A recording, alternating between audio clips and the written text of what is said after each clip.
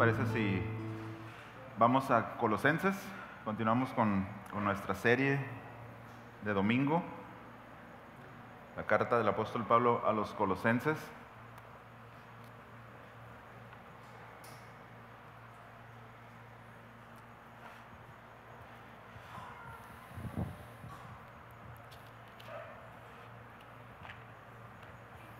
¿Estamos ahí? Bien. Y vamos a estar estudiando los versos, estamos en el capítulo 1 todavía, y vamos a estar estudiando los versos del 15 al 17. Por favor, para que se vaya posicionando por ahí.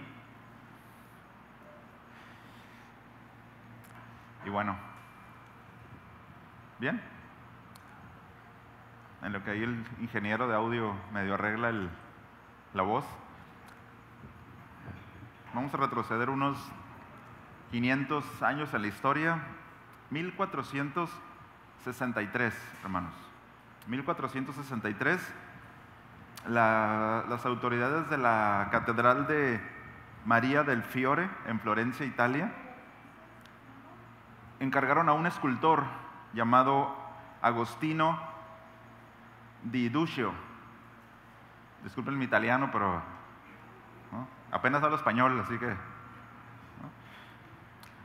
Le encargaron la construcción, bueno, esculpir una estatua, y esta estatua, esta obra, la iban a poner en el centro en el exterior de la catedral, ¿no? Que les mencionaba, la catedral de Santa María del Fiore. Y bueno, el artista, como era costumbre, pues él mismo iba y escogía la piedra con la que iba a trabajar, ¿no? Esta era una piedra de 5 metros de alto, un cubo de mármol, ¿no? Y bueno, ahí mismo le desbastó, le hizo algunos arreglos, pero ¿qué creen? Que 3 años después de iniciar con esta obra, desistió. Se renunció a la tarea porque la consideró algo superior a sus fuerzas. Entonces la abandonó en el taller de la catedral y dejó este gran cubo de mármol pues a medias, ¿no? Y pasaron 40 años, fíjense, 40 años sin que ningún escultor se haya atrevido a levantar la mano y decir, yo me la aviento, ¿no? Dicen que incluso algunos artistas, incluidos Leonardo da Vinci, pues le preguntaron, ¿no? Pero fue un joven escultor, gracias, un joven escultor de 26 años, llamado Miguel Ángel, bueno, hasta ahí el nombre el de apellido está difícil, ustedes se ubican, llamado Miguel Ángel, ¿no? El único que aseguró que él podría hacerlo sin necesidad de agregarle más piedra. Así como está a medias, yo me la aviento, dijo, ¿no? Y dicen, ¿no? La historia que este hombre, Miguel Ángel, este artista, dice que tenía la capacidad especial de ver la forma que está encerrada en el bloque. Está el cubo, ¿no? La forma que está encerrada en el bloque, y decir que la escultura se hacía simplemente retirando el sobrante, ¿no? Que estaba alrededor de la escultura, y que la tarea del escultor era simplemente liberarlo, ¿no? De todo ese sobrante que estaba alrededor. Entonces, la figura que él iba a hacer es lo que conocemos como el David de Miguel Ángel, una escultura de 5 metros de alto. Una tarea ardua, ¿no? Bueno, ya habían hecho algunas figuras antes de David y generalmente lo habían representado no tan alto, pero posterior a su combate con Goliat. Incluso hay una escultura de bronce donde él tiene puesta el pie sobre la cabeza de Goliat. Pero en esta escultura en particular, Miguel Ángel decide hacerlo previo a su combate. Y eso es interesante porque hay ciertos detalles que que él imprime, ¿no? En la escultura. Uno de ellos es que dice que cuando, bueno, los que saben, ¿no? Los que observan, que son observadores, dicen que David aparece en esta escultura en una actitud serena, reflexiva.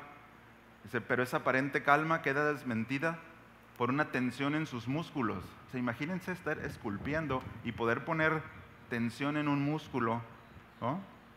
Dice que también la quietud de la mirada revela que el héroe, en este caso David, está a punto de, porque tiene si ustedes recuerdan la figura, tiene una mano aquí y tiene otra mano acá. Me salió igualito, ¿no? Pero lo que está haciendo es que está a punto, tiene la mano así porque está a punto de lanzar la piedra. Entonces, lo que el escultor hizo es que puso todos los detalles, tanto en las venas, en la fuerza que está haciendo en algunos y en el tobillo.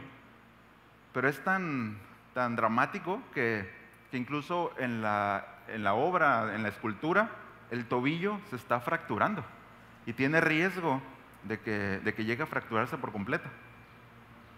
Porque justo, ¿no? Puso más presión ahí porque realmente se necesitaba esa presión para poder. Son detalles impresionantes, hermanos, de este hombre, ¿no? Hay tensión, dice, la tensión de los músculos se une en el rictus de la nariz y sugiere una respiración contenida y las venas en relieve. O sea, es impresionante. Bueno, esta estatua inició en 1501 y Miguel Ángel la terminó en 3 años. 1503, por fin bajó la estructura que la cubría porque no quería que nadie lo viera. Por cierto que él lo hizo solo, no ocupó ningún asistente para hacerla. Dice que inmediatamente los florentinos quedaron impresionados, ¿no? con la obra, con la representación que Miguel Ángel había hecho. Y de hecho esta escultura, junto con algunas pinturas de la capilla, ¿no? Ahí en Florencia, se dice que es la escultura más icónica o es la figura, ¿no? más icónica del Renacimiento. Si uno quiere ubicar algo en el Renacimiento, esta obra artística es un ícono del Renacimiento.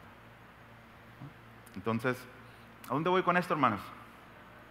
Que en este pasaje que vamos a estudiar esta mañana, justamente esto hace el apóstol Pablo.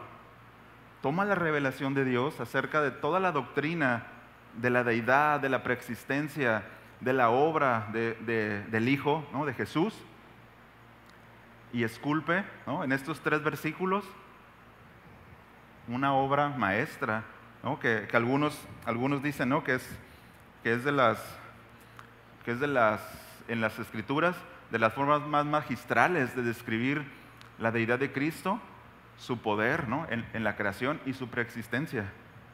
Entonces, esto es entregado, como lo vamos a ver, a los colosenses, ¿no? Yo quiero invitarles esta mañana que nosotros de alguna manera nos podamos posicionar en las sandalias de los colosenses, ¿no? Al estar escuchando esta carta y bueno, no hay un contexto judío donde ya hay un bagaje de conocimiento acerca de Dios, sino pues entre lo que saben acerca del Evangelio, entre lo que los judaizantes les enseñan, pero viene el apóstol Pablo y trae y descarga, ¿no? y trae esta obra de arte ante sus ojos, ¿no? Bueno, ellos lo están escuchando. En el caso de los florentinos, ellos pudieron verla, pero creo que con un corazón dispuesto nosotros podríamos ver esta escultura y esta imagen de Cristo, ¿no? labrada, ¿no? por las palabras del apóstol Pablo. Entonces, ¿listos? Colosenses 1, 15 al 17. Dice así la palabra: Él es la imagen del Dios invisible, el primogénito de toda creación. Porque en Él fueron creadas todas las cosas, tanto en los cielos como en la tierra, visibles e invisibles, ya sean tronos o dominios o poderes o autoridades. Todo ha sido creado por medio de Él y para Él. Y Él es antes de todas las cosas y en Él todas las cosas permanecen. ¿Me acompañan a orar? Amado Dios, te damos tantas gracias esta mañana por tu palabra, Señor, por el tiempo que podemos pasar como tu iglesia, Señor, atendiendo a tu día. Entendemos que este es el día del Señor, es el día que hemos destinado para estar aquí. No tenemos prisa, Señor, que nuestro corazón esté listo y esté preparado para recibir tu palabra, y que más allá, Señor, de las debilidades de quienes presidimos, que tú puedas hablarnos y puedas consolarnos y puedas traer convicción. Señor, que tu Espíritu Santo obre en la vida de cada uno de nosotros. Muchas gracias, Señor. Amén.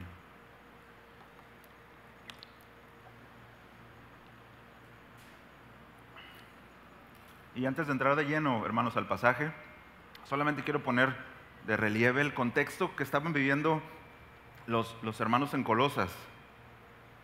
Y bueno, no voy a entrar porque va a ser parte de algunas enseñanzas que vamos a estar viendo después, pero la iglesia en Colosas, en este tiempo, bueno, en la iglesia se estaba introduciendo una ideología, escucha, llamada, una ideología basada en argumentaciones filosóficas.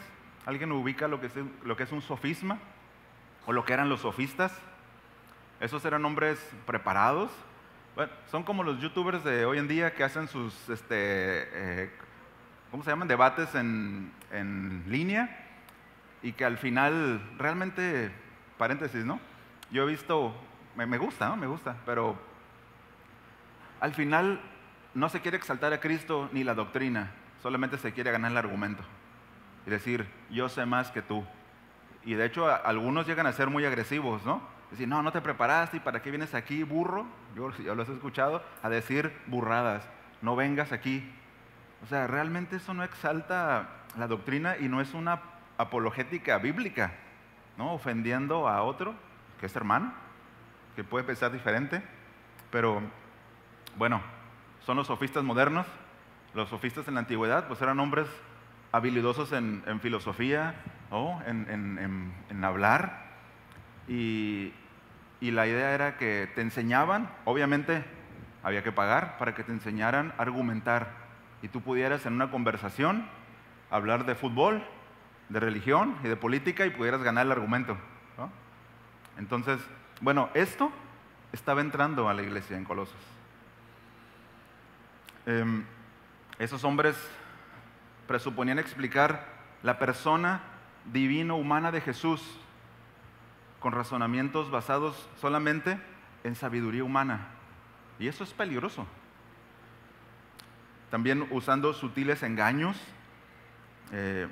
propios de un movimiento gnóstico temprano. Algunos eruditos dicen que en el tiempo que se escribió la carta a Colosenses todavía no surgía el gnosticismo como lo fue en el siglo II, pero tenía sus bases, ¿no? Estaban poniendo sus bases. Entonces, dentro de esas enseñanzas, ellos decían que incluso Jesús era un tipo de emanación de Dios, ¿sí? Que tenía un rango superior a otras criaturas, pero que al final era una emanación de Dios, ¿sí? Un ser angelical que Dios creó con un rango superior. Entonces esto estaba llegando, imagínense. Ahora podemos ubicar por qué Epáfras pues fue rápido con el apóstol Pablo y empezó a decir, le está pasando esto, o sea, ¿qué hacemos? Estoy rebasado, ¿no? Y bueno, esta es la respuesta, ¿no?, del apóstol Pablo, la carta. ¿Qué más? A este movimiento, al gnosticismo, ¿no?, incluso rasgos de ascetismo, donde el cuerpo es malo, donde hay que castigar al cuerpo, porque al final el espíritu, lo espiritual es lo real, lo que es bueno. Entonces castigaban el cuerpo y preferían ir hacia la sabiduría nada más, hacia el conocimiento, y realzaban esto, hermanos, y todo esto estaba llegando a la iglesia. Y bueno, estudiaremos a más detalle, ¿no?, esto, porque eso se le llama la herejía colosense, que incluye todos los aspectos, ¿no?, de las cosas falsas, de las enseñanzas falsas que estaban entrando.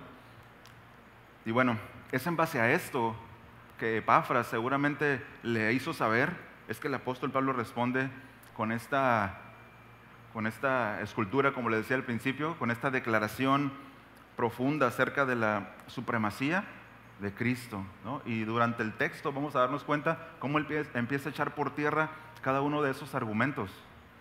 ¿Ok? Entonces, la carta a los Colosenses, hermanos, como último detalle, es una carta cristológica en esencia. Este pasaje en concreto, que vamos a tocar y el próximo domingo, es un pasaje sumamente cristológico. Y no vamos a entrar a todos los detalles teológicos porque pues tal vez los veamos en algunas clases de escuela bíblica, pero lo que nos interesa saber, si Cristo es Dios encarnado, si Cristo es el origen de la creación, ¿cómo debo vivir yo en relación a eso? ¿En qué afecta mi vida y cómo debería yo conducirme en relación a estas verdades bíblicas, ¿no? Son cosas que debemos de preguntarnos y que vamos a ir viendo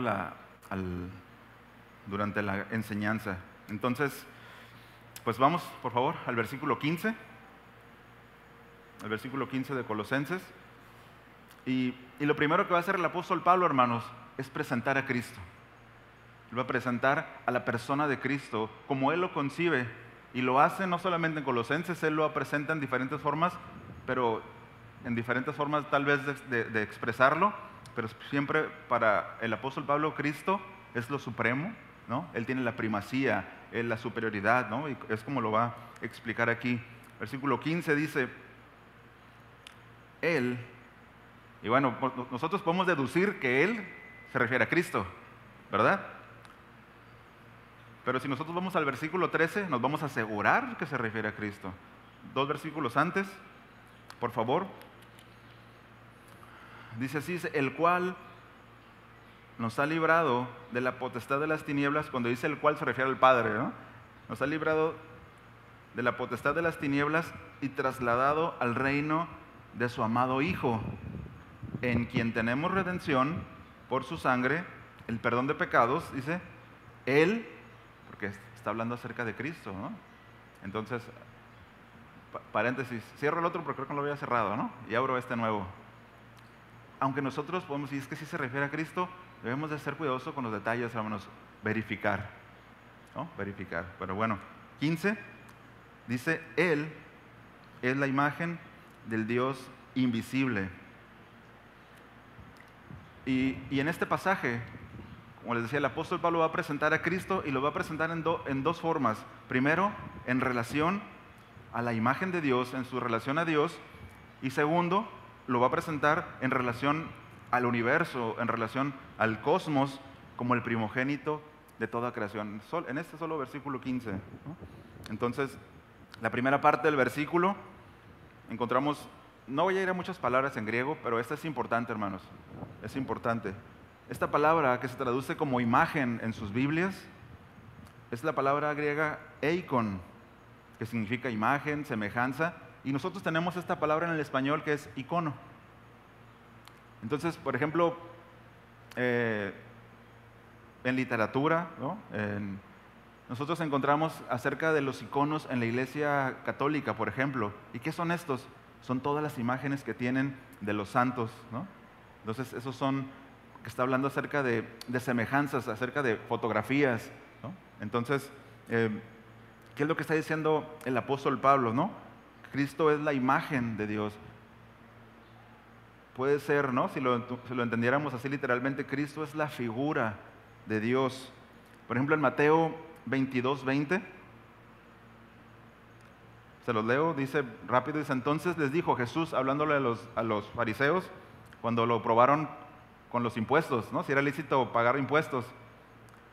Y él dice, entonces le dijo, ¿de quién es esta eikon, imagen? Porque es una representación artística, ¿no? Que era una moneda, pero era una representación artística del César, ¿no? Entonces, quien estaba ahí no era el César, ¿verdad? ¿Pero qué era? Algo que representaba a que esa moneda le pertenecía al César, ¿no? A los romanos. Ahora, la otra forma de interpretarlo también es en Apocalipsis 13:14, donde encontramos otra vez esta misma palabra estableciendo en Apocalipsis 13:14, refiriéndose a la bestia y el tiempo del últimos tiempos, ¿no? Apocalípticos, dice el versículo 14, y engaña a los moradores de la tierra, dice, con las señales que se le ha permitido hacer en presencia de la bestia, mandando a los moradores de la tierra, dice, que le hagan imagen, que le hagan un icono. Y aquí podríamos interpretarlo como que ellos hicieron una estatua y que los hombres iban a adorar esa estatua, ¿no? Son las formas en las que se puede interpretar este texto, pero hay una tercera forma, hermanos, porque ninguna de estas dos corresponde a Cristo. Él no es la imagen del Dios invisible en forma de que Él solamente es un cuerpo que representa a Dios, como una estatua que representa al César o a una deidad, o que solamente es una fotografía de Dios, ¿no? Hay una tercera forma de interpretar la palabra icono, y eso está en Proverbios 8:22, y es una referencia. Proverbios 8:22 al 31, acompáñame por favor. Siento que voy muy rápido. ¿No? ¿Estoy bien?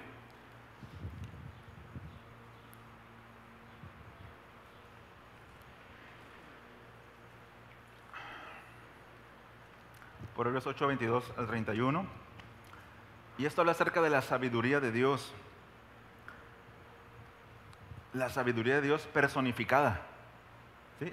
Todo este texto habla acerca de eso. Dice, versículo 22, dice, Jehová me poseía en el principio, ya de antiguo, antes de sus obras. Dice, eternamente tuve el principado. Dice, desde el principio, dice, antes de la tierra. Antes de los abismos fui engendrada. Antes que fuesen las fuentes de las muchas aguas, también, ¿no? 25. Antes que los montes fuesen formados, antes de los collados, ya había sido yo engendrada. No había aún hecho la tierra, ni los campos, ni el principio del polvo del mundo. Perdón, lo leí mal, ¿no? No había hecho la tierra, ni los campos, ni el principio del polvo en el mundo. O sea, cuando formaba los cielos, ahí estaba yo. Cuando trazaba el círculo sobre la faz del abismo, cuando afirmaba los cielos arriba, cuando afirmaba las fuentes del abismo. Cuando ponía al mar su estatuto, para que las aguas no traspasasen su mandamiento, cuando establecía los fundamentos de la tierra, con él estaba yo ordenándolo todo, y era su delicia de día en día, teniendo solaz delante de él todo el tiempo. Se me regocijo en la parte habitable de su tierra, y mis delicias son con los hijos de los hombres. ¿Se fijan que la sabiduría habla como si fuera una persona? No como algo inanimado, sino como siendo personificada, ¿no? Como alguien que estaba al lado de Dios haciendo estas cosas. Bueno, esa es imagen, esa es semejanza, ¿no? Ese es eikon también. Entonces nosotros podríamos decir, ¿no? De esta forma,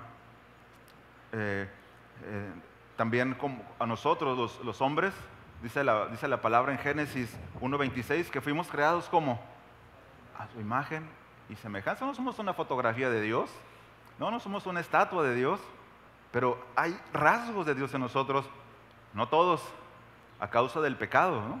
Hay una limitación, pero hermanos, Cristo,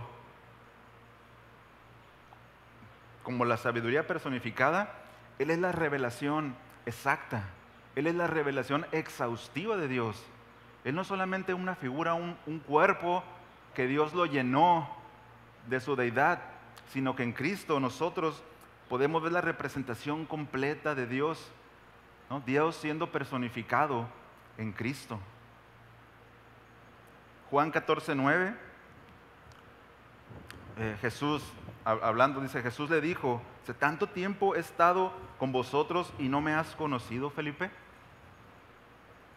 Porque la pregunta de ellos fue, Jesús, muéstranos al Padre, ¿no? Dice Jesús, el que me ha visto a mí, ha visto al Padre. ¿Cómo pues dices tú, muéstranos al Padre? Hermanos, tener a Jesús, tener a Cristo, es tener a Dios mismo, ¿no? Conocer a Jesús y el hecho de que ellos lo hayan visto es haber visto al mismo Padre, es haber visto al mismo Dios.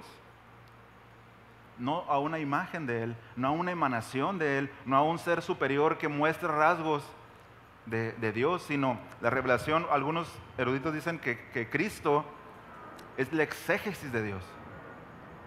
¿Qué es la exégesis? Es la interpretación de un texto en su contexto y muchas cosas, ¿no? Bueno, Cristo es la exégesis. Nosotros podemos ver en Cristo. ¿Quieres conocer a Dios como Él es? Conoce a Cristo. Por eso es tan importante que nosotros, hermanos, desarrollemos una relación personal con Cristo. Si yo les preguntara, ¿cuántos quieren conocer a Dios? Creo que todos levantaríamos la mano al mismo tiempo, ¿no? Pero la cuestión es que tenemos a Cristo en estas letras y muchas veces no queremos relacionarnos con Él, entonces no queremos conocer a Dios. ¿Se fija? ¿Se fija? Entonces, ver a Jesús es suficiente para conocer al Dios invisible. Y Hebreos 1.3, creo que Hebreos 1.3 lo desempaqueta muy bien, ¿no?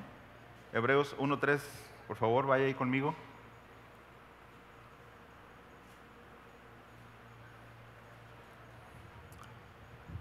Dice así, el cual, nuevamente refiriéndose a Cristo, dice el cual, siendo el resplandor de su gloria. Es como, bueno, podemos ver el sol, ¿verdad? Nosotros, y vemos este resplandor, y podemos tal vez dibujar, ¿no? Un sol y se le dibujan unos rayitos, ¿no? Bueno, no podemos decir que esa luz que desprende no es el sol, es parte del sol, ¿no? Es lo que está diciendo Hebreos. Cristo, siendo el resplandor de su gloria, dice, y la imagen misma de su sustancia. Cristo es la imagen misma de la sustancia de Dios. El diccionario Vine dice que esto de imagen de Dios se refiere a la absoluta expresión y representación del modelo original. A Dios no lo podemos ver, porque Dios es invisible, nadie lo puede ver, pero nosotros podemos conocer y ver cómo es Él en Cristo, porque es la representación perfecta, ¿no? Por eso es que Jesús podía decir, el que me ha visto a mí. Pero se fijen cómo luego, de verdad que, miren, algunos dicen, es que ese es un texto que habla acerca de que Jesús, que no existe la Trinidad, y que Cristo es el Padre que se hizo ahora Hijo, ¿no? Por una forma de decirlo, ¿no? Que fue Padre en la creación, pero que ahora es Hijo en la redención. Entonces ya el Padre ya no está, ahora está el Hijo. Y toman textos como este para decir, es que ahí dice, el que me ha visto a mí, ha visto al Padre. Pero es que no estás entendiendo lo que está diciendo el texto. Lo que dice es que Cristo es de la misma substancia del Padre y que si nosotros vemos a Cristo, por lo tanto, podemos ver a Dios mismo. Es lo que está diciendo Jesús. Entonces, todas esas enseñanzas, hermanos, que estamos pasando por encima, no estamos yendo a textos en concreto para estudiar la deidad, pero simplemente estos argumentos echan por tierra cualquier sistema que busque degradar a Jesús, el Hijo, a una sola manifestación, a una sola emanación, a un solo ser superior que no es como Dios, pero que sí es de mayor rango que los ángeles. Entonces, pues para los colosenses que estaban siendo atacados con esto y que seguramente algunos hermanos ya estaban mordiéndose las uñas, confundidos, diciendo, ¿qué está pasando? Es que pues no es lo que nos dijeron al principio. Nos habían dicho que Dios, nos hablaban del Antiguo Testamento, de las Escrituras, y que Dios prometió y que iba a venir su Hijo y que era Él mismo. Y como que, pero hermanos, los sofistas con argumentos que entran, ¿no? La palabra dice que son que los muchos se amontonarán para oírlos, ¿no? Porque tienen una forma de hablar las cosas que seduce, que son seductores y llegan a confundir, ¿no? Pero bueno, el apóstol Pablo es contundente. Entonces no nada más es algo que él está diciendo al aire, sino tiene una razón para que fuera cayendo en la mente de los colosenses, como ese juego Tetris, ¿no? Que van cayendo las piezas y van haciendo un bloque más grande, ¿se fijan? Para que ellos pudieran tener la seguridad de que Cristo era Dios, ¿no? Y bueno, El segundo punto, ¿no?, de este versículo 15 es que recuerden, el apóstol Pablo está presentando a Cristo, presentándolo a los colosenses. Ya lo presentó en relación al Dios invisible, ahora lo va a presentar en relación al cosmos, ¿no?, al universo. Y para esto él utiliza una palabra en griego que es prototokos. Cuando habla acerca de primogénito, es esta palabra griega prototokos, que quiere decir anterior a todos los demás en tiempo, espacio o grado. Dice, probablemente entendiendo aún todos los derechos y privilegios que acompañan a ser físicamente un primogénito. Entonces yo creo que la palabra es sencilla de entender, ¿no? Primogénito, pues es el primer hijo que nació, ¿no? Pero bueno, ahí les va. ¿Quién nació primero? ¿Esaú o Jacob? No tenga miedo, a ver, pregunta. Esaú, ¿verdad? Y bueno, ¿quién recibió la bendición de primogénito? Para Dios, ¿quién es el primogénito? Jacob, ¿no? Entonces, vean, aunque la palabra prototokos habla acerca de que fue el primero, no por haber nacido primero es el primogénito, ¿no? Incluso ahí en Éxodo se habla acerca de que Dios, por medio de Moisés, diciéndole al faraón que Israel era su primogénito. Pregunta, ¿Israel como nación fue la primera nación en la tierra? No, pero tenía un rango de superioridad por ser el pueblo de Dios, ¿no? Entonces, eran los herederos de las promesas. Ahora, Apocalipsis 1.5, hermanos. Vaya ahí, por favor, Apocalipsis 1.5.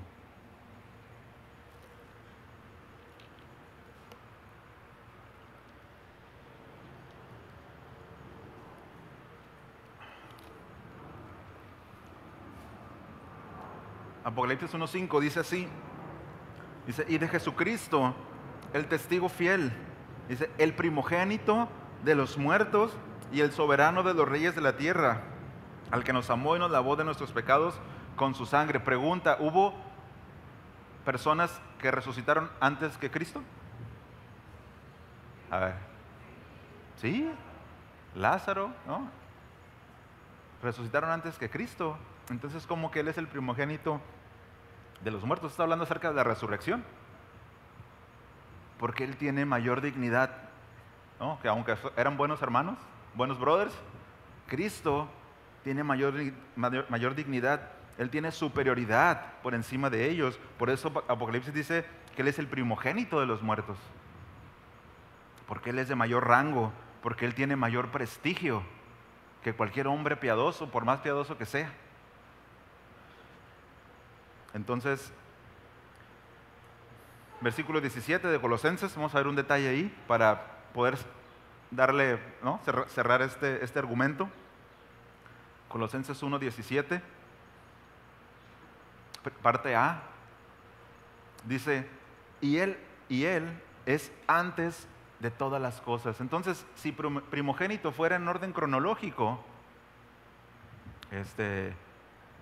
pudiéramos decir, ¿no?, que esta palabra pudiera interpretarse como el primero que le nació a Dios, y eso es una herejía, ¿no? Porque vimos que el 17 dice que Él es antes de todas las cosas. Entonces, ¿cómo que si primogénito es alguien que nació en orden cronológico, ¿cómo es que Él puede ser antes de todas las cosas? Pablo, ¿qué comiste, no?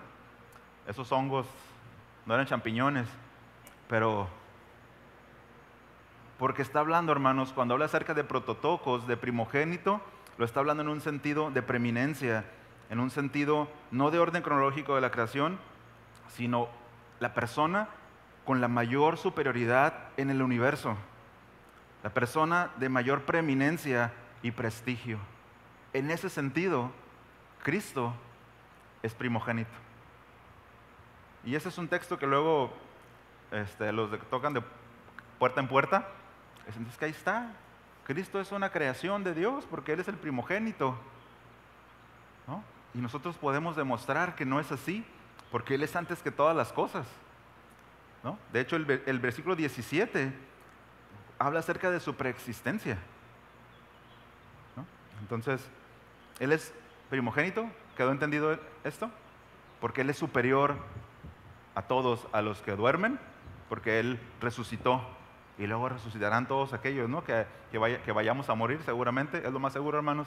A lo mejor Cristo viene, pero lo más seguro es que todos los que estamos aquí descansemos, durmamos, ¿no? Ahorita no duerman, ya dormirán en algún momento, no se adelanten, ¿ok? Y bueno, en este versículo 15 vimos que el apóstol Pablo presentó a Cristo en relación a su imagen, como imagen de Dios. Lo presentó en relación a la creación, como el primogénito, ¿no? Entonces, y como les dije al principio, esto es derribando y asegurando a los colosenses en qué han creído, ¿no? Asegurándoles. Y ahorita dice, bueno, todo este asunto teológico, hermano, ¿a mí en qué me ayuda, no? A mí como que, ¿en qué me beneficia? Bueno, ahorita vamos a ir para allá, no se desespere. Versículo 16 sigue describiendo la obra de Cristo.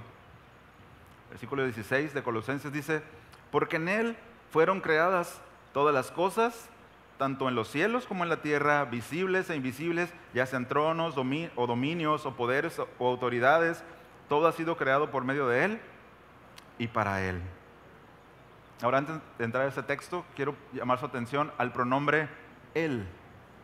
Pronombre Él, que se menciona, de hecho, entre el 16 y 17 se va a nombrar 5 veces pronombre Él. Pero si se da cuenta, en el versículo 15 empieza diciendo, Él es la imagen. Bueno, ese Él no es lo mismo que el otro Él, no es la misma palabra griega. El primero Él, del versículo 15, pudiera traducirse como quien es la imagen del Dios invisible. Hermanos, pero el pronombre Él, que está en el versículo 16, es importante porque es un pronombre, porque es enfático. Es decir, ¿en qué sentido? Que la traducción que pudiera tener ahí es que Él mismo y no otro. O sea, no es como para nombrar a alguien nada más, sino que esta palabra, que es la palabra griega aftos, se refiere a Él mismo y no otros. ¿Y cómo? Bueno, para entenderlo un poquito más, acompáñame a Mateo 1:21. Mateo 1:21.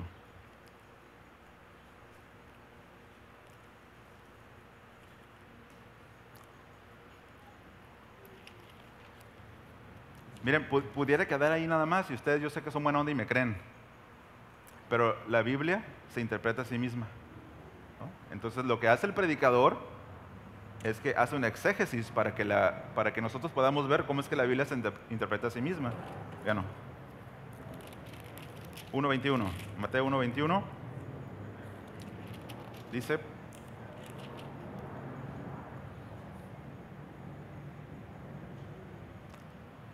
y dará a luz un hijo y llamará su nombre Jesús, porque Él es aftos. Hermanos, ¿por qué? Dice, porque Él salvará a su pueblo. ¿Hay alguien más que pueda salvar a su pueblo? No hay otro.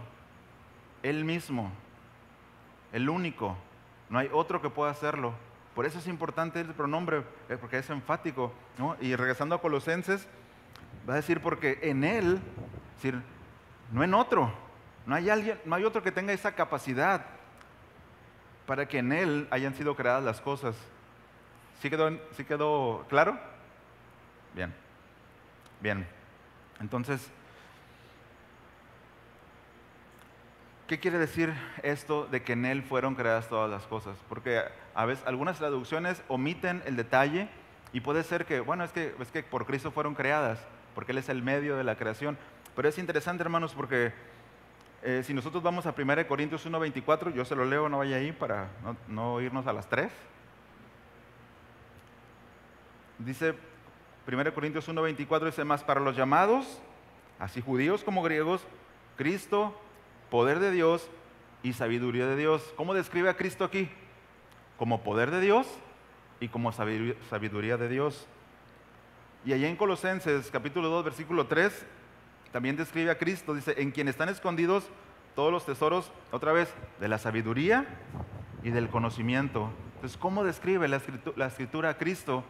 Como poder, como sabiduría, como conocimiento. Hermanos, si en Cristo fueron creadas todas las cosas, dice, porque en Él fueron creadas todas las cosas, nosotros podemos entender por qué el universo es tan bello, por qué el universo es tan complejo, por qué hay tanto que no conocemos y es tan profundo el universo. Porque fue creado en Cristo, porque Él es el mapa, ¿no? El plano sobre el que fue construido todo este cosmos. Cristo, hermanos, es la causa inicial de cada elemento formado. Y cada elemento formado, ya sea materia, como el mundo invisible, dice que fue creado en Él. Hermanos, desde el astro más inmenso en el universo hasta los más diminutos, los quarks dentro de los protones, encuentran su diseño, su forma y su función en Cristo. ¿Por qué? Porque en Él fueron creadas todas las cosas. En ningún otro, en Él mismo, que es lo que significa Él. Max Planck, ganador del premio Nobel y uno de los fundadores de la física moderna, escribió lo siguiente: según nuestra comprensión global de las cosas mediante las ciencias exactas, cierto orden prevalece en el inmenso reino de la naturaleza, dice, independiente de la mente humana. O sea, está parte de la mente humana, ¿no? Todo este orden global, ¿no? Y comprensión. Dice, este orden puede definirse en términos de una actividad con propósito determinado. Dice, existe evidencia de un orden inteligente en el universo al cual tanto el hombre como la naturaleza están subordinados.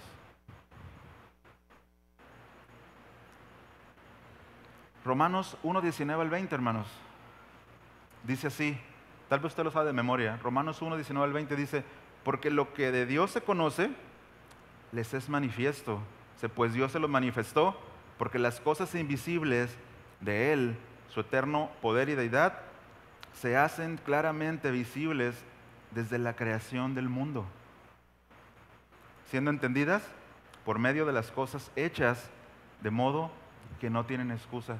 Hermanos, podríamos no tener el Nuevo Testamento y el hombre va a ser culpable de ignorar a Dios, porque Dios se manifestó a los hombres por medio de las cosas hechas, porque en esas cosas hechas está Cristo.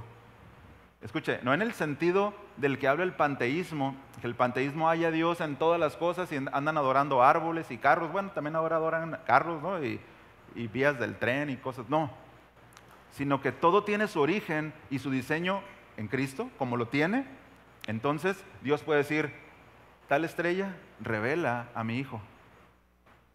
Y tú, como dice Romanos, si usted lee la carta, los hombres desecharon esto y prefirieron adorar criaturas antes que a Dios. Entonces, no teniendo incluso el Nuevo Testamento, el hombre es culpable de ignorar a Dios. ¿Me explico? Entonces, bueno, en Él fueron creadas todas las cosas, hermanos. Por eso es que el universo funciona de la manera que funciona. Por eso los protones están unidos dentro del átomo, porque fueron creados en Cristo. Allá hay sabiduría, allá hay mucho conocimiento, porque es Cristo. ¿Se fija? Luego sigue diciendo el verso.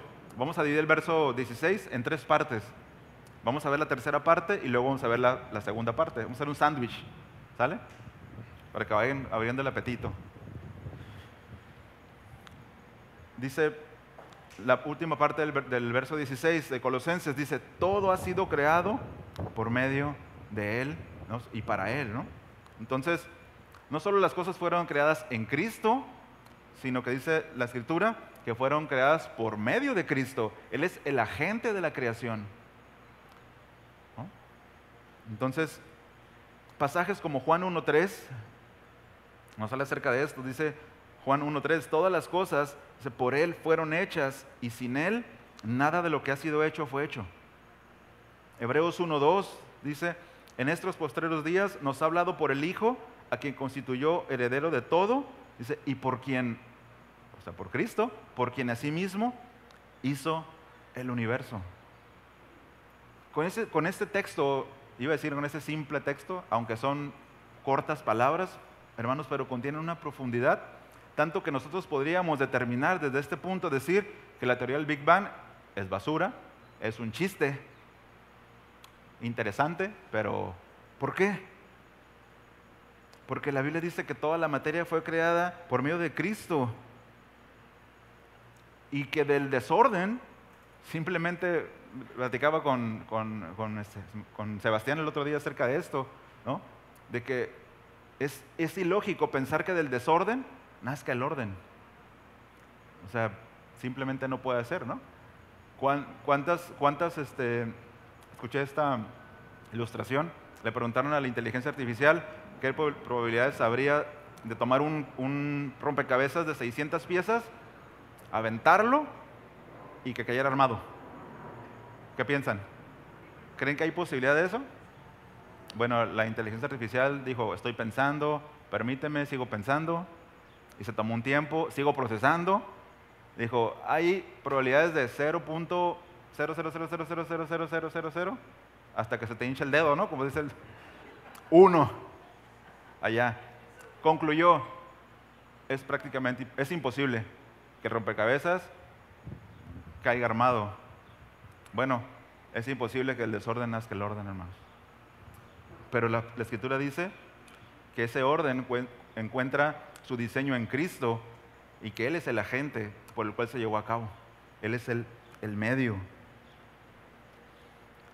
Entonces, este argumento echa por tierra, nuevamente, la idea gnóstica de que la materia es mala y que por tal motivo Dios no la pudo haber creado. Y los colosenses, ¿no?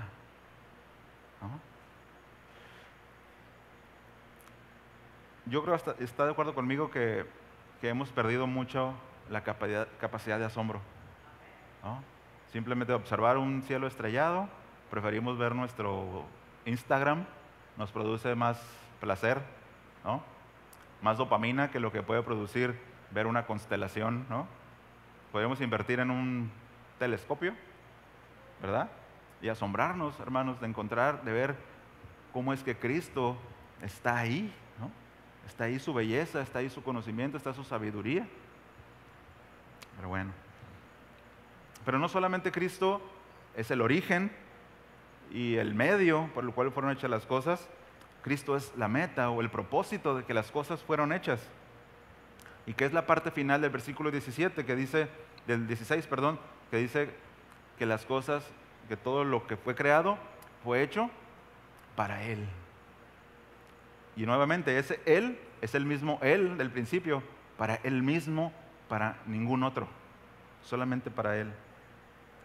Entonces, Romanos 11:36 dice, porque de Él, y por Él, y para Él, son todas las cosas, dice, a Él sea la gloria por los siglos, amén. Hermanos, todas las cosas creadas, todos los elementos que hay en la naturaleza, encuentran su propósito en satisfacer a Cristo, por más inanimado que sea. Si nosotros recordamos en el Génesis, Dios hablándole a la tierra, si nosotros le hablamos a la tierra, van a decir que estamos locos, ¿no? Bueno, hay quienes hablan a las plantas, y bueno, no voy a decir que están locos, que yo lo he hecho en algún momento, ¿no? ¿Por qué te secaste, no? Si te he cuidado bien, ¿no? No esperáramos una respuesta, ¿no?, de las plantas, pero Dios sí lo puede hacer. Dios lo hizo. Dios le habló al mar, Dios le habló a la luz, Dios habló a donde no existía nada y vino a ser, ¿no? Dios le habló a la tierra y le dijo, produzca la tierra, ¿no?, toda clase de plantas. ¿Y cómo es que la naturaleza, cómo es que las plantas, en este caso,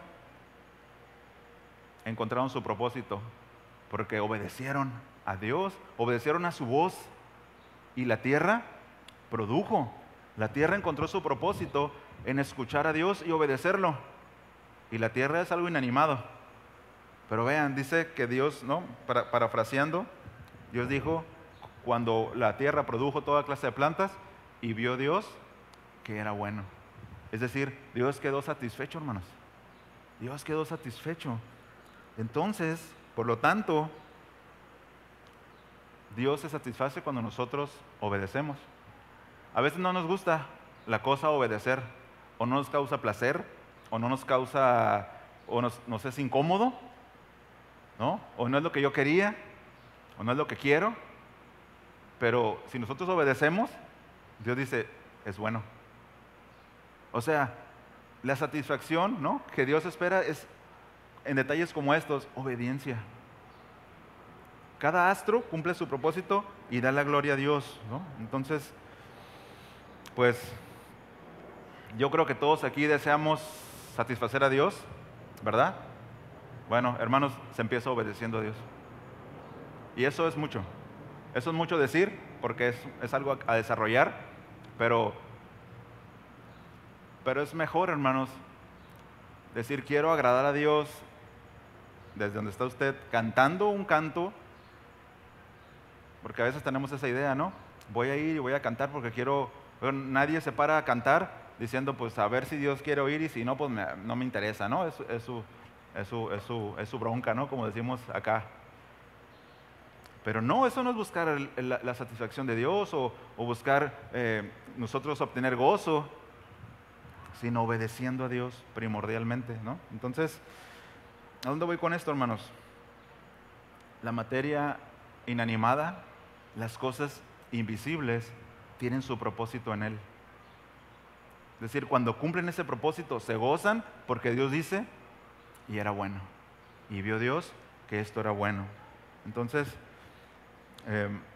pues, tarea, ¿no? ¿Quieres darle gloria a Dios? Pues vamos iniciando por obedecer sus mandamientos, ¿no? Por más difíciles que nos parezcan, o bueno, incómodos que nos parezcan. Bien. ¿Cuáles son todas esas cosas que Él creó? Vamos al sándwich, ¿no?, que está ahí a la mitad del verso 16. Dice, ¿cuáles son todas estas las cosas? Bueno, dice, aquellas que están tanto en los cielos como en la tierra, las visibles y las invisibles, ya sean tronos o dominios o poderes o autoridades. Es decir, toda la materia y todo el mundo espiritual fue creado en Él, por medio de Él y para Él. Ahora, ¿por qué dice esto el apóstol Pablo? ¿Cuál es la razón de que traiga, ¿no?, y detalle? Algunos dicen, es que para que nosotros conozcamos los rangos espirituales y en tal región habita un trono y el dominio por acá, ¿no? Y le ponen títulos y hay libros acerca de eso. ¿Será que el apóstol Pablo tiene la idea principal de que nosotros nos metamos a angelología y a demonología, conocer todo eso?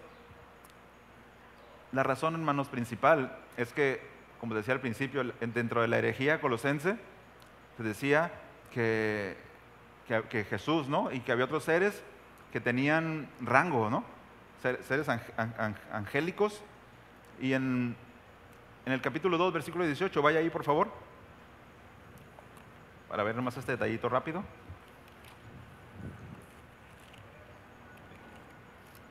Capítulo 2, versículo 18. Dice, ¿ya está ahí? Dice, nadie os prive de vuestro premio, dice, afectando humildad y culto a los ángeles, dice, entrometiéndose en lo que no ha visto, vanamente hinchando su propia mente carnal. Es decir, había personas, por lo que dice el apóstol Pablo, incluso probablemente dentro de la iglesia, que estaban adorando ángeles, que estaban adorando seres.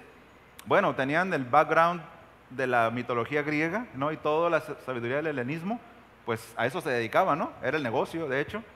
Pero el apóstol Pablo dice, hey, Cristo es superior a todo eso, porque esas son criaturas, son creación, no tienen por qué estar adorando cosas, ¿no?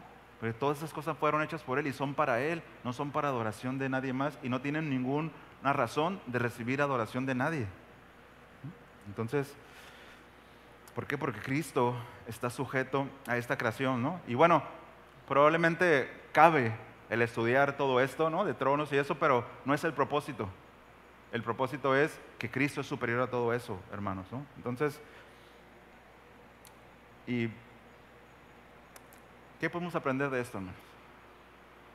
¿Qué podemos aprender? A veces, no sé si a usted le pasa como a mí, que miramos la televisión y vemos que otra vez Israel está bombardeando a los de Hamas y que ya hay un temblor por allá y que ya hay una inundación en México tremenda y tornados en no sé en dónde y un montón de cosas, ¿no? Que ya mejor es no verlo, ¿no? Para no preocuparnos, porque llega a ser preocupante y vemos que el presidente del país del norte está expulsando a diestra y siniestra, ¿no? Depende de qué noticias vean, ¿no? Pero nos preocupan los aranceles, nos preocupan el futuro de nuestra ciudad porque es turística y todas esas cosas nos van preocupando y nos van haciendo que nos sintamos tensos, que se nos suba la presión, ¿no? Que nos tiemble como a mí el ojito así, ¿no? Nos pasa, ¿no? Bueno, hermanos, Cristo es superior a todo esto. Incluso si supiéramos, porque yo de niño me acuerdo, ¿no? Porque no sé si a ustedes les pasó, pero camino de la escuela a la casa, siempre había una casa embrujada, ¿sí o no? Esa casa está embrujada, ¿no? Entonces, te la sacabas la vuelta así, ¿no? No pasabas por enfrente. Y contaban historias y de todo, ¿no? Lo que pasa es que le cayó el banco, pues sí, ¿no? Y se las quitó. Entonces, aún esas cosas espirituales que son una realidad, a las que nosotros podemos sentir miedo, ¿no? Y ponérsenos la piel chinita, bueno, todo eso, hermanos, está sujeto a Cristo. Él es superior a todo eso. Y eso para nosotros debe ser un descanso.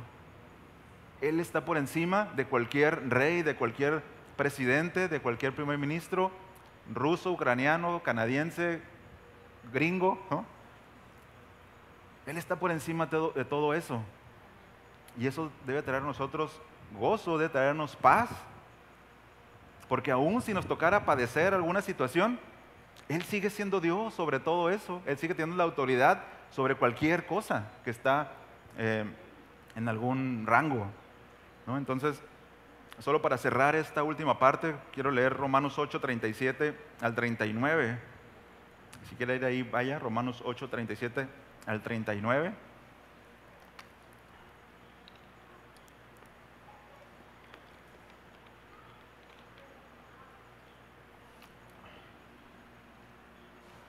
Porque, hermanos, es a la luz de que Cristo gobierna y que Él es superior a todas estas criaturas, visibles e invisibles, a toda materia. Dice Romanos 8, 37 a 39. Dice, en todas estas cosas somos más que vencedores por medio de aquel que nos amó. Dice, por lo cual estoy seguro, y ese seguro es enfático, es decir, no cabe posibilidad a que falle.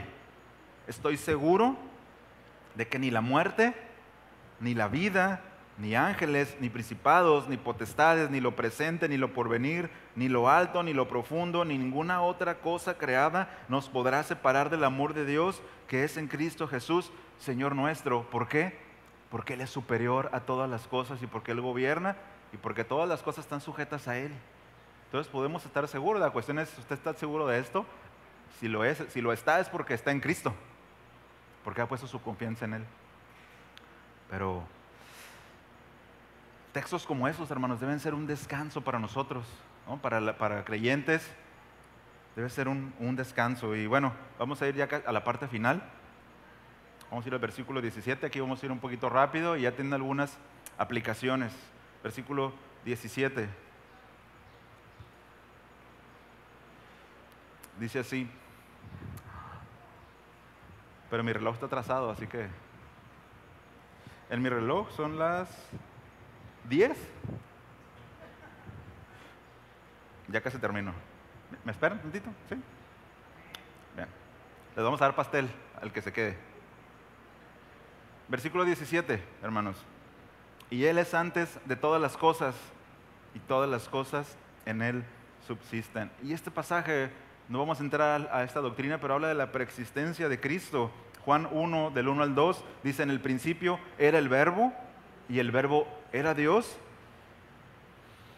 Dice, perdón, lo leí mal. En el principio era el Verbo, y el Verbo era Dios. El Verbo era con Dios, y el Verbo era Dios, ¿no? Cristo desde la eternidad ya existiendo. Luego dice el versículo 2, dice: este era en el principio con Dios. Juan 8:58 dice: Jesús les dijo: de cierto os digo, antes que Abraham fuese, yo soy. Y Juan 17:5 dice: ahora pues, orando Jesús al Padre, dice: glorifícame tú al lado tuyo con aquella gloria que tuve contigo antes que el mundo fuese. Entonces, para los colosenses es, hermanos, no solamente que Jesús no es un ser superior creado, Él es antes que todas las cosas, porque Él es Dios. No existió ningún momento, ni por una milésima de segundo en la eternidad, que Cristo no fuera. ¿Se entiende esa expresión? Que Él no fuera. Él es antes de todas las cosas. Y este, hermano, es un argumento suficientemente sólido para sostener la deidad de Cristo, ¿sí? Ya que el único ser eterno es Dios. Y Dios y Jesús se denomina a sí mismo como que Él es antes que todas las cosas. Entonces Él es Dios, ¿no? Y bueno, también el final del versículo 17 dice que en Él todas las cosas, bueno, dice, y todas las cosas en Él subsisten. La Biblia textual hace una nota aquí, ¿no? en esta última parte del verso, dice que todas las cosas en Él continúan existiendo.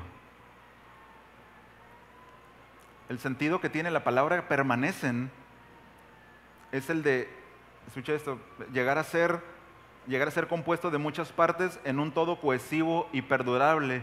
Es decir, todas las cosas que existen de tal forma o como son en la actualidad y han sido siempre a causa de Él mismo. ¿No? Y vamos a explicar un poquito más. La Nueva Versión Internacional traduce este versículo 17 o esta última parte como que todo tiene en Él su consistencia. Ahora, todo es lo que vimos antes, toda la materia que existe, todas las cosas, las visibles y las invisibles, todo en Él subsisten, todo en Él continúa existiendo, es decir, todo en Él tiene consistencia. Pastor Raúl, en la clase de Cristología, comentó lo siguiente, dice: tenemos que señalar que sí hay evidencia del gobierno de Cristo hoy en día. O sea, alguien puede preguntar: oye, ¿cómo es que Cristo gobierna? Sí hay evidencia. Bueno, ¿cómo? Dice: en particular, el universo natural le obedece. ¿De qué forma? Pues ve a la hora que es. ¿Y qué cree que va a pasar como en 8 horas? Pues el sol se va a poner, ¿no? Y va a llegar la noche. Bueno, todo eso es porque el universo está obedeciendo a Cristo. La razón dice: como Cristo es aquel a través de quien todas las cosas fueron hechas, Juan 1:3, y a través de quien todas continúan, Colosenses 1:17, Él tiene el control de todo el universo natural. Así que no se preocupe por el meteorito que dicen que va a llegar en no sé cuántos años. Todo, hermanos, está bajo el control de Cristo. Y si cae aquí en la península, pues gloria a Dios, ¿no? ¿Se acuerda el devocional que envié que dice que el Señor Jesús está orando: Padre, donde yo estoy, que ellos también estén, ¿no? Entonces, si nos cae un meteorito, Dios respondió la oración de Jesús, porque ahora vamos a estar donde Él está. ¿Quiere o no? Aparte va a ser una muerte rápida, hermanos. No se preocupen. Ni va a sentir un meteo, así, ¿no? Van a quedar. Bueno, los científicos han descubierto que lo que une a los protones en el núcleo de un átomo es a lo que ellos llamaron la poderosa fuerza nuclear. Dice, pero no han logrado descubrir la razón de la existencia de la poderosa fuerza nuclear.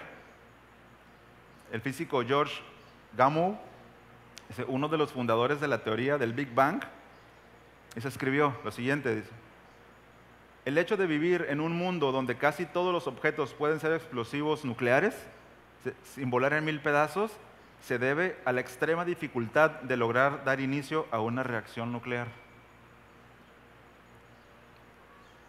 Y Karl Darrow agrega esto, dice, ¿usted entiende lo que esto significa? Dice, significa que no existe razón alguna que justifique la existencia del núcleo. Dice, en efecto, no podría haber sido creado, y si lo fue, hubiera explotado de inmediato. Si un humano intenta unir 2 protones, bye. Dice, hubiera explotado de inmediato. Con todo, ahí subsisten. Dice, algún impedimento inexorable los mantiene unidos a los protones dentro del núcleo de un átomo. La naturaleza de este impedimento es un misterio. Dice, uno, que la naturaleza se ha reservado para sí. ¿Usted sabe por qué los neutrones se mantienen unidos dentro del núcleo de un átomo? Porque en él todas las cosas subsisten. Él es la fuerza nuclear, ¿no? O la ley, Él ordenó esa ley para que los átomos se mantengan ahí unidos. Pero va a haber un día, hermanos, que se va a acabar esa ley, o Él va a decir, se acabó. ¿Y sabe qué va a pasar? Pedro lo dice, que un día el universo va a explotar. Dice, todos los elementos arderán. Fusiones nucleares por todos lados, ¿no? Toda la silla en que está sentada esto, es materia que está formada de átomos y de protones y de quarks y de todo eso. Y todo eso se mantiene unido. Esto no se cae no porque Samuel lo hizo fuerte y lo atornilló aquí. No, porque en Cristo todas las cosas subsisten. Se imagina hasta las más pequeñas. Esas pequeñas partículas llamadas protones obedecen, hermanos, a Cristo. Y la pregunta aquí es, si esas pequeñas cosas inanimadas obedecen a Cristo, ¿por qué nos es tan difícil obedecerlo a nosotros, ¿no? Teniendo tanto bien alrededor. Incluso esas cosas que Él hizo nos sirven a nosotros. Y aún así somos rebeldes. ¿Se da cuenta? La luna obedece a Cristo, el sol, ¿no? La naturaleza obedece a Cristo porque todo sigue y todo continúa porque Él ordenó. Y no salimos volando porque la ley de gravedad obedece a Cristo, ¿no? A menos que usted sea un científico de la teoría del Big Bang, ¿no?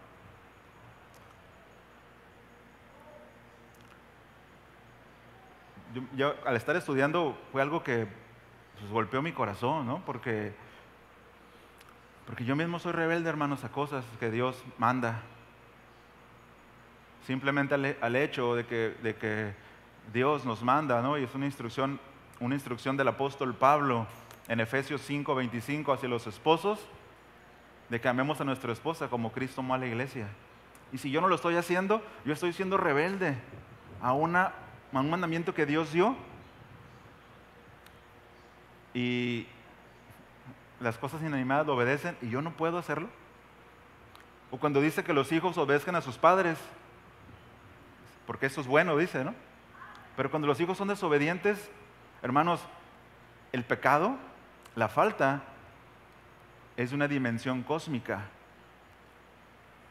No es solamente algo que pasa ahí en tu familia, algo que queda encerrado en las puertas de tu casa.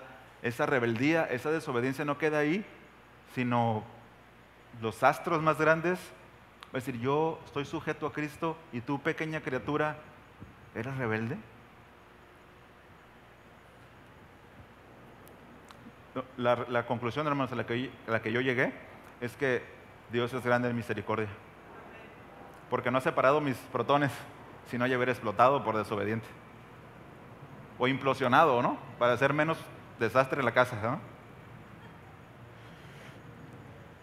Y bueno, como conclusión, hermano, y como conclusiones,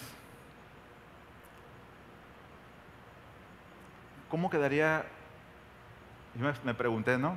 ¿Qué pensarían los colosenses al estar escuchando todo esto? Espérate, espérate, Epáfras, o quien lo haya leído, a ver, otra vez, regrésate porque es que, a ver, ¿no? Y hermano, ya lo leí 100 veces, por favor, una más, ¿no? Porque querían tener claro quién era Cristo, porque no lo tenían claro.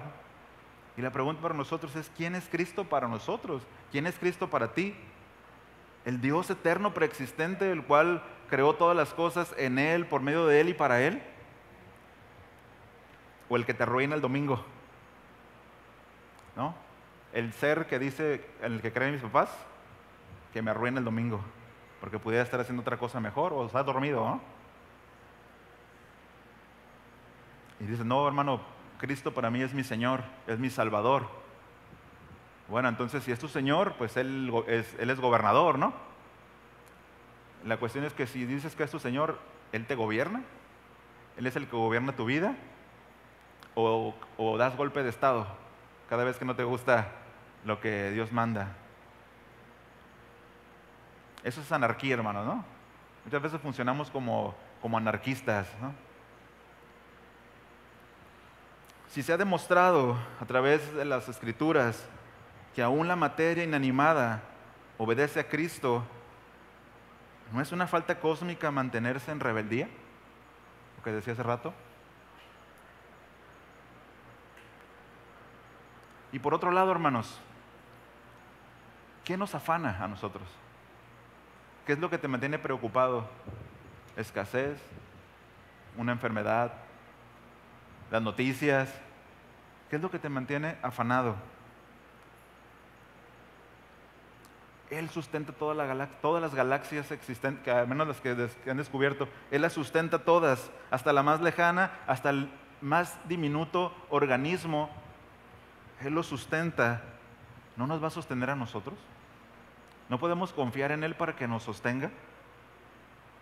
Aun si lo que estoy por obedecer me da temor, llámese un trabajo que no me da el tiempo para cumplir con mi familia y en la iglesia, y sé que tengo que obedecer a Dios y dejarlo y buscar algo más. Ese temor, Él sustenta todas las cosas. Lo vimos en predicaciones pasadas, ¿no? El afán, la ansiedad. Hermanos, pasajes como estos, como el de Colosenses y esta presentación de Cristo, nos debe hacer descansar en sus brazos sustentadores y confiar en su provisión y confiar que aún las cosas que no entendemos están en su mano y están bajo su control. Y quiero terminar con Romanos 15:4. Vaya ahí por favor conmigo.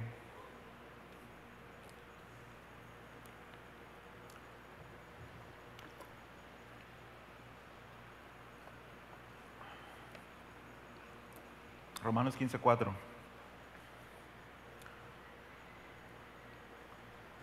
Dice, porque todo lo que fue escrito en tiempos pasados, y esto, lo que leímos en las Escrituras, fue algo que fue escrito en tiempos pasados, ¿está de acuerdo conmigo?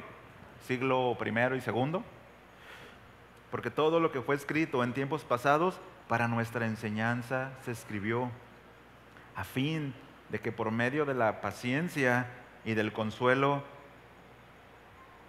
de las Escrituras, tengamos esperanza. Tengamos esperanza. Entonces nosotros podemos confiar, hermanos, en esto. La Biblia no es un libro de ciencia, ¿no?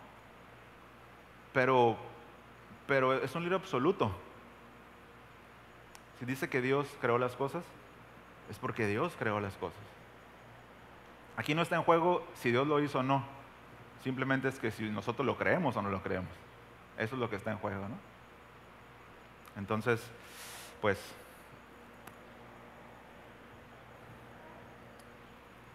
tenemos tarea, ¿no? Yo le aconsejo que observe con más cuidado los pasajes, observe con más cuidado lo que está en su entorno, ¿no? Con el lente de que Cristo está ahí. En alguna manera, eso diseñado, está ahí Él, ¿no? le dije, no como panteísmo, sino Él lo sustenta. En Él se diseñó, en esa sabiduría, ¿no? Y podemos dar gracias por eso. No adorar cosas, dar gracias por eso. Amén. Entonces, ¿me acompaña a orar?